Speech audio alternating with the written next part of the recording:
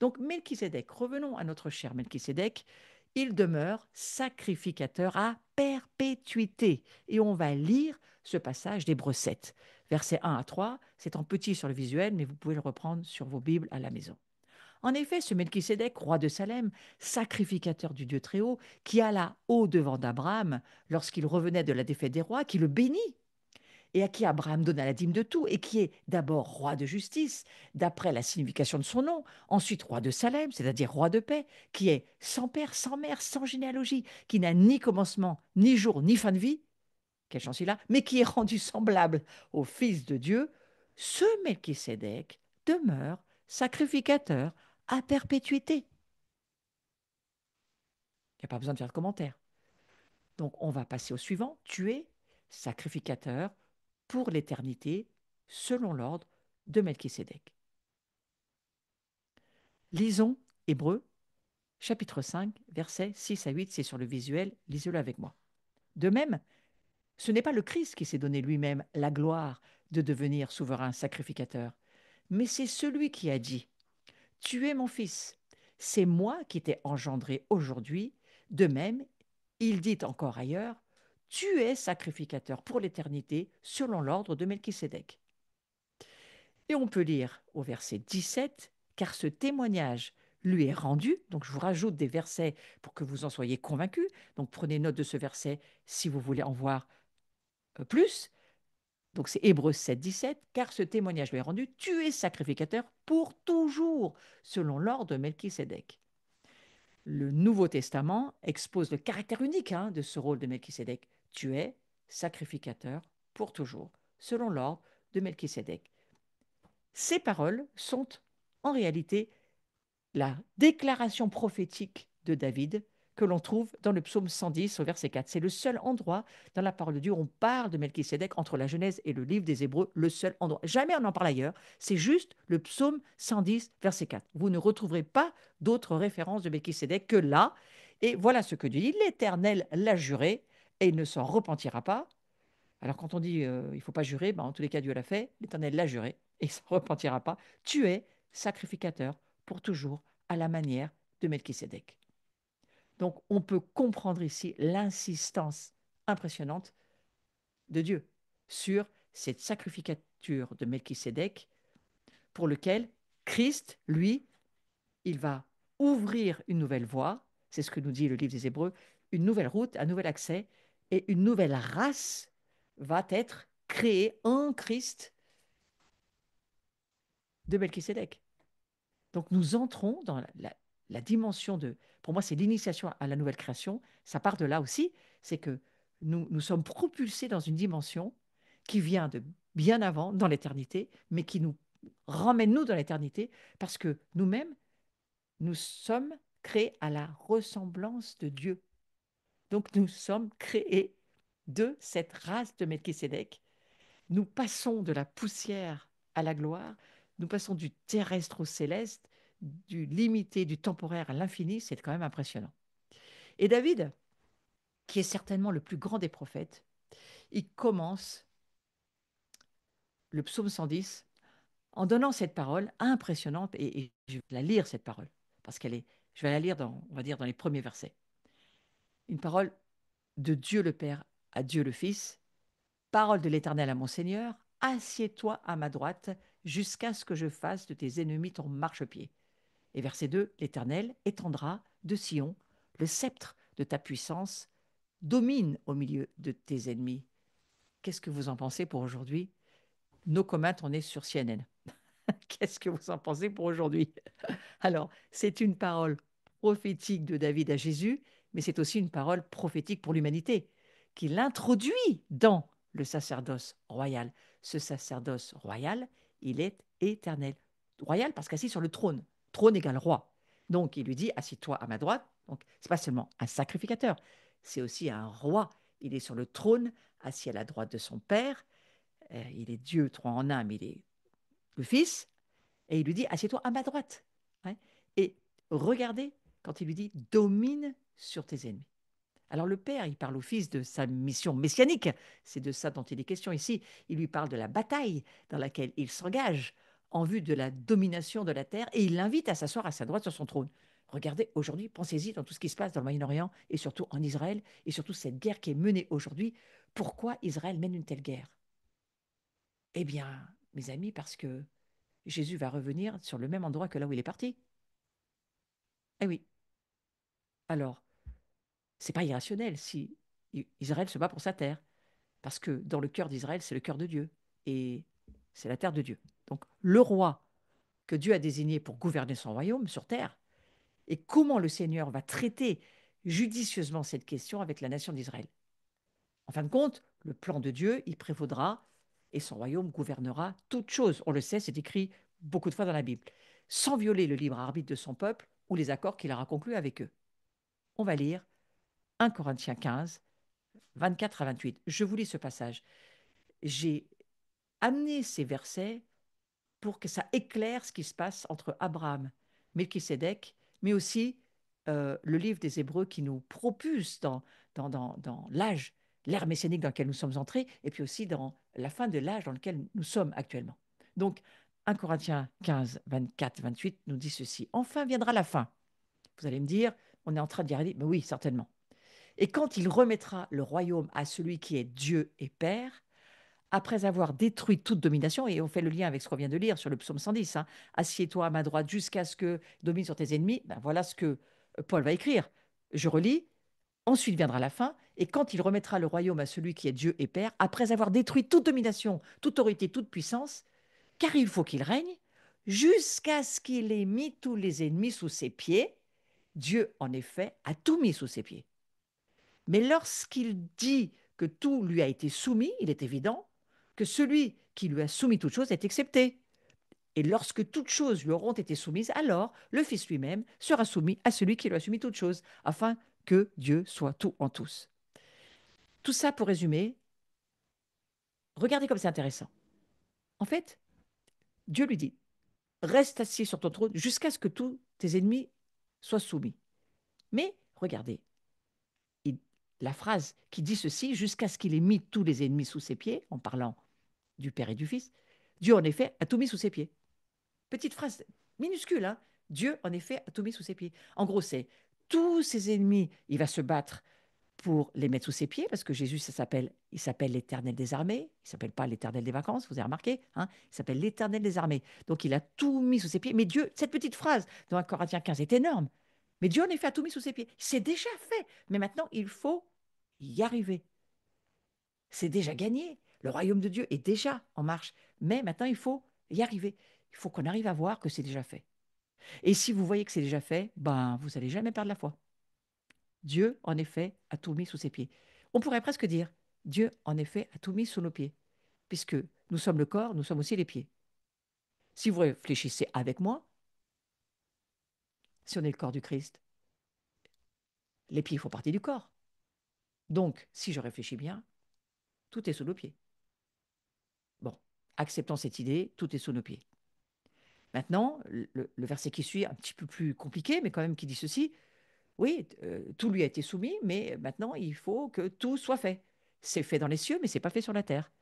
Donc, on va noter que pour mieux comprendre quels sont les plans et les buts de Dieu en ce qui concerne le royaume de Dieu, il nous faudra aussi voir la nécessité de la justice comme une condition essentielle pour entrer dans le royaume de Dieu et faire partie de ses citoyens. Cherchez d'abord le royaume de Dieu et sa justice. Et toutes choses vous seront données par-dessus. Le royaume de Dieu et sa justice. Ça devrait nous parler dans tout ce qu'on est en train de voir en ce moment sur la terre. Où est la justice? Eh bien, moi je vous dis qu'elle est en train de se manifester au travers de nous. Le Seigneur va intervenir dans les affaires des hommes à une échelle qui s'est encore jamais vue, afin d'accomplir ses alliances et les promesses envers Israël. Regardez, regardez. Où sont toutes les histoires autour d'Israël en ce moment? Le Liban, l'Iran, machin, autour d'Israël. Tout ce qui est en train de bouger, le centre, on va dire, la guerre, c'est le centre Israël. Mais il a une ferme intention d'aligner toutes les nations de la terre dans un accord plein et entier avec ses plans souverains pour établir son royaume sur terre. Dieu, il n'a pas changé d'avis. il y a toujours cet arrière-plan d'Ésaïe 19, l'Égypte, la Syrie, Israël vont aller ensemble adorer à Jérusalem. Son plan, il l'a écrit, il le sait, ses routes, elles sont ouvertes, elles vont se faire. Maintenant, voilà ce que Dieu est en train de nous dire. Il est en train de nous dire, moi, mes plans vont s'accomplir. Et on va revenir à cette alliance que Dieu a conclue avec David, qui déclare que un de ses descendants serait roi d'Israël pour toujours. C'était le plan souverain de Dieu. Alors je passe de Melchisédek à David, à Jean-Baptiste, à Jésus. Vous allez voir parce que c'est très intéressant. Dans la nouvelle création, il faut qu'on comprenne quel, quel est le plan de Dieu et pourquoi est-ce qu'il faut rentrer dans cette nouvelle création. Eh bien parce que le plan de Dieu, il est toujours là. Il y a un fil rouge. Toute l'Écriture nous en parle. Il n'y a rien qui ne soit pas déjà écrit. Donc il conclut une alliance avec David, il déclare qu'un de ses descendants serait le roi d'Israël, et c'est toujours le plan souverain de Dieu, c'est aussi la manière qu'il a choisie pour susciter un roi selon son cœur. C'est ce qu'il va dire de David, c'est un roi selon mon cœur, qui gouvernerait son royaume éternellement. C'est pas seulement de David dont il est question. Ici, c'est une préfiguration messianique, c'est prophétique, c'est de Jésus dont il est question. Et au travers de cette alliance avec David, Dieu il ouvre avec sagesse une route, une voie pour que son gouvernement royal sur son peuple puisse advenir. Donc il passe au travers de David pour amener son gouvernement éternel au travers du Christ.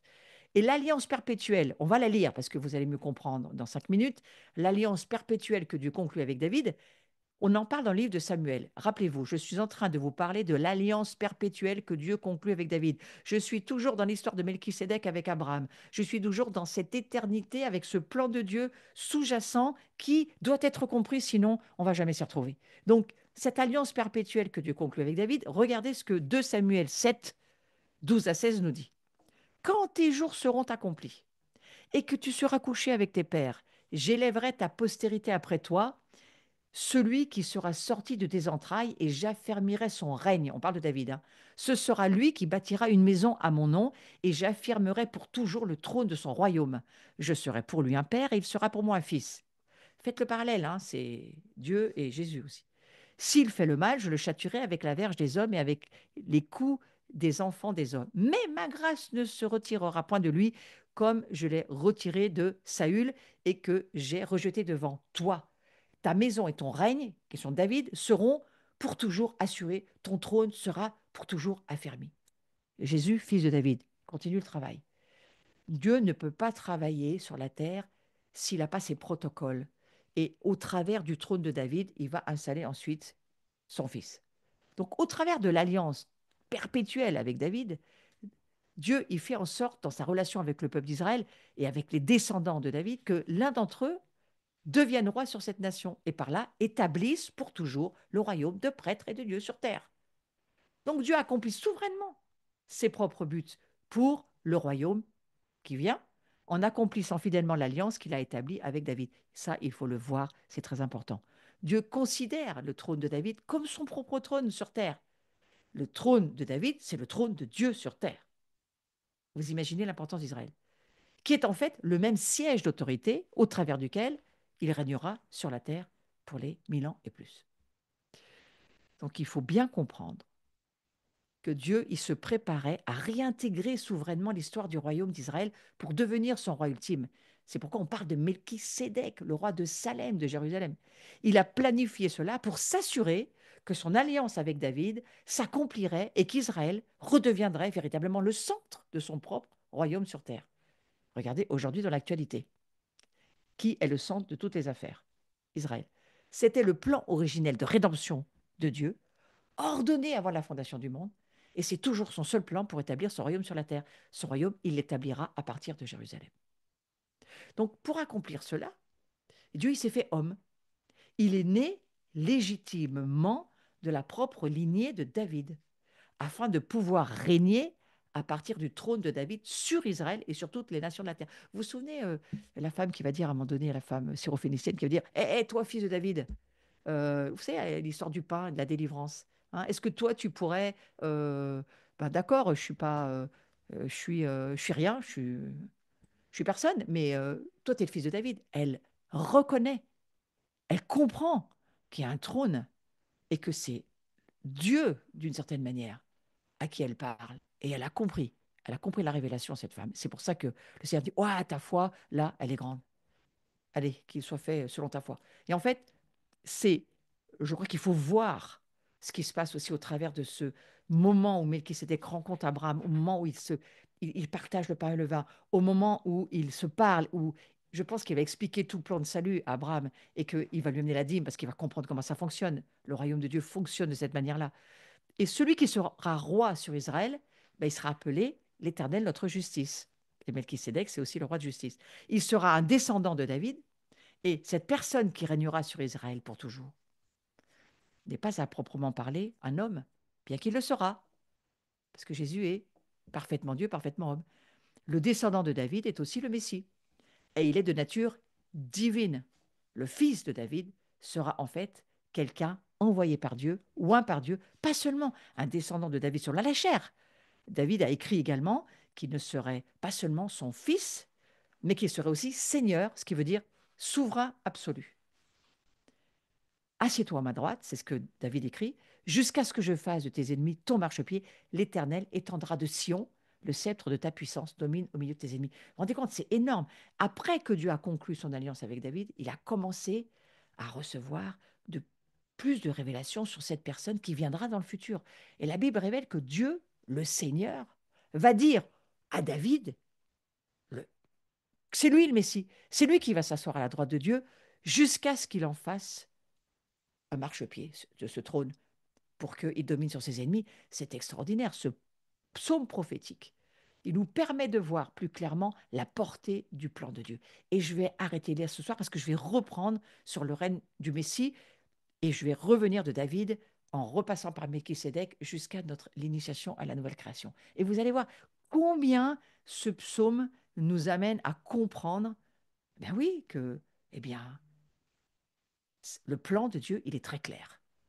Et aujourd'hui, dans la nouvelle création dans laquelle euh, nous bougeons, nous avançons de révélation en révélation, il faut bien voir que déjà dans les temps passés, dans l'histoire du passé, ce monde surnaturel était là, le monde spirituel était très présent, et que, évidemment, tout le monde n'avait pas, le voile n'était pas déchiré, l'Esprit Saint n'était pas pour tout le monde. Mais ceux qui étaient remplis d'Esprit Saint, comme les patriarches l'étaient, comme certains l'étaient, ils pouvaient commencer à voir, à tout comprendre, comprendre le plan de salut de Dieu. Nous, il faut le comprendre aussi. Donc, je prie que ce soir, nous puissions déjà recevoir cette révélation chacun et chacune que Melchisédek, en bénissant Abraham, nous bénit. Il nous bénit, nous les nations. En faisant cette alliance avec David perpétuelle, nous sommes, nous aussi, alors que nous n'avions pas d'alliance pour nous les nations. Nous étions sans culte, sans patriarche, sans personne, sans rien, sans Christ. Mais aujourd'hui, nous sommes au bénéfice de cet incroyable mystère dans Melchisédek qui rencontre Abraham et qui vient amener ce repas préfigurateur du Christ, ce pain et ce vin qui sont déjà là, déjà une symbolique, mais extrêmement lourde et forte de sens pour nous dire, mon Messie arrive, mais pas seulement, mon royaume arrive. Alors souvenez-vous, le royaume de Dieu, il est en train de venir de plus en plus une réalité et que ça puisse nous maintenir dans ces jours tellement confus où plus personne ne retrouve plus personne et où tout devient gris. Pour nous, il est clair que le plan de Dieu, il est clairement conclu dans ces alliances au travers des patriarches, mais ces alliances aussi au travers de ce Melchisédek incroyable et que cette bénédiction, vous puissiez la recevoir ce soir au nom de Jésus. Amen. Belle soirée à chacun, à chacune. Juste très vite, quelques petites annonces et je continuerai la prochaine fois sur ce sujet. Voilà, on se retrouve jeudi 17, la même heure, et on va avancer. Et puis, si vous voulez devenir membre de l'abri, vous le pouvez. Vous cliquez sur notre site, devenir membre, et puis c'est possible pour 30 € à l'année. Si je me souviens bien, c'est ça. Formation ce samedi à la délivrance, en Zoom ou en présentiel. Vous pouvez encore vous inscrire et nous allons aller à une formation pour les personnes qui veulent avoir un enseignement biblique sur l'importance de la délivrance. Vous voyez aujourd'hui combien on a besoin de confronter et de chasser ce monde invisible qui est vraiment une réelle existence, hein. Il faut comprendre comment ça fonctionne et puis avoir cette onction pour le faire. Ça s'adresse à tous les chrétiens qui ont compris qu'ils en avaient besoin. Ensuite, nous allons à Soukhot. Retrouvons-nous mercredi 16 octobre, 20h30, tous en ligne, pour passer un temps de bénédiction et nous être avec Israël et toutes les nations ensemble autour de cette table pour fêter cette fête des tabernacles. On en reparlera ensemble. Alors, oui, on se retrouve pour la Convention Esther, pour ceux qui est dans le Nord, en tous les cas, 25 au 27 octobre, ça a toujours lieu et cette conférence se fera quoi qu'il en coûte. Donc, j'y serai avec Laurent pour la louange. Et avec, je crois qu'il y a pratiquement tout le monde qui va quand même venir. Saïd Oudjibou sera chez nous. Vous pourrez le rejoindre sur, je pense que ça sera sur Zoom, mais vous aussi pouvez nous rejoindre en présentiel le 2 novembre pour l'après-midi et le soir. Et le soir, c'est une célébration, mais vous pouvez nous rejoindre aussi. On se retrouve à Paris, dimanche 10, lundi 11 novembre, Gloire et Réveil, avec plein de personnes magnifiques qui ont envie de vivre des temps glorieux, avec Carlos Payan qui va orchestrer toute ce magnifique temps, tous ensemble. Voilà, je crois que c'est l'essentiel des annonces. Le prochain samedi pour moi de formation, c'est le 16 novembre. Et puis ensuite, il y aura un temps aussi, 30 novembre, 1er décembre, à Paris, pour les femmes, les Cénacles, week-end pour les femmes, à Granges-le-Roi. Rejoignez-nous, ça va être un temps important, surtout si vous êtes vers Paris, alors vous êtes tout près. Et puis, réservez vos dates, parce que nous avons maintenant fait le visuel du 11 au 14 juillet. Nous nous retrouvons certainement avec Yuval Yannet, juif messianique. Ça me semble une évidence cette année qui arrive. Il faut tisser nos liens. On a mis un tissage parce qu'on ressent que c'est vraiment la pensée prophétique pour cette année de ces relations d'alliance que nous devons tisser pas seulement avec Dieu, mais les uns avec les autres et avec l'ADN qui nous correspond. Et la maison de Jean, c'est la maison de l'intimité, de la passion, mais aussi de l'amour. La maison de Jean, eh bien, retrouvons-nous et aimons-nous les uns les autres. C'est l'essentiel. C'est ce que Dieu nous demande de vivre. Voilà, vous avez toujours mes livres qui sont aussi en vente sur la boutique de l'Abri. Et puis, ceux qui me soutenaient, merci. Ceux qui allaient sur ma chaîne d'abonnement, s'il vous plaît, cliquez, abonnez-vous si vous ne l'avez pas encore fait parce que c'est bien pour moi. Ça me fait monter dans la visibilité. Voilà. Et merci pour ceux qui me soutenaient. Je vous le redis parce que c'est toujours important. Spécifiez bien que c'est pour réveiller les guetteurs. Si vous mettez abri, ça ne rentre pas sur mon ministère. Donc, il faut que vous spécifiez ou Florence Maréchal ou réveiller les guetteurs ou alors vous payez directement sur Paix Asso parce que Paix Asso, c'est en théorie ce qui me correspond. Voilà. Merci beaucoup. Je vous souhaite une belle soirée et souvenez-vous, nous sommes sous la bénédiction de celui qui n'a ni commencement ni fin, le Tout-Puissant, le Melchisédek. Bon appétit.